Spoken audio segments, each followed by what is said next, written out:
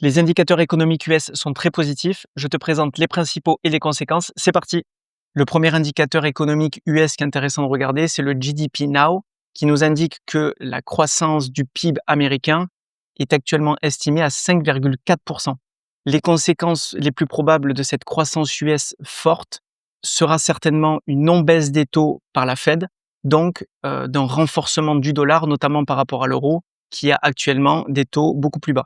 Le deuxième indicateur qui est intéressant de regarder, c'est le taux d'inflation US. Et on peut voir qu'actuellement, il est de 1,20% et qu'il est en chute libre actuellement. Le troisième indicateur économique qui est intéressant de regarder, c'est la production industrielle US.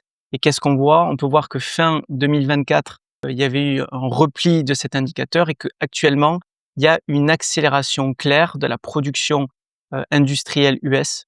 Cela signifie que les usines américaines marchent à plein régime.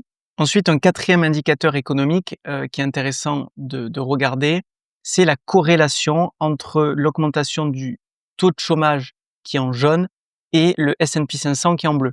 Depuis mars 2022, on peut voir que la corrélation est quasiment parfaite, puisque plus le chômage augmente, plus le S&P 500 augmente. Selon mon analyse, il y a 3 choses à comprendre de cette corrélation.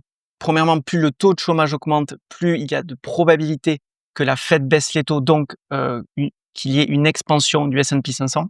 La deuxième chose à comprendre selon moi, c'est que les licenciements sont accueillis positivement par le marché. Par contre, attention, qu'est-ce qu'on peut remarquer ici sur cette corrélation? C'est qu'il y a une baisse du chômage et que pour le moment, il n'y a pas eu de baisse du S&P 500, ce qui va à l'encontre de cette corrélation en ce moment. Ensuite, le dernier indicateur économique qui est selon moi intéressant à regarder, c'est l'évolution de la liquidité mondiale monétaire. Et quand je parle de liquidité mondiale, ici est indiquée la liquidité monétaire de l'US, du Japon, du Canada, de l'UE et de la Grande-Bretagne.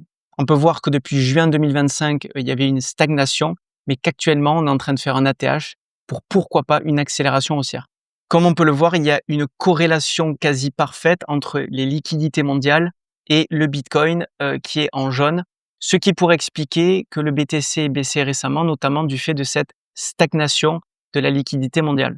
À surveiller donc si ce nouvel ATH et pourquoi pas une accélération haussière pourrait soutenir un bottom pour le Bitcoin. Du fait de cette résilience de l'économie américaine, il est fort possible que la Fed ne baisse pas les taux, ce qui pourrait être négatif pour les assets à risque, donc les actions tech américaines. C'est fini pour mon analyse. À bientôt pour plus d'analyse actions et crypto.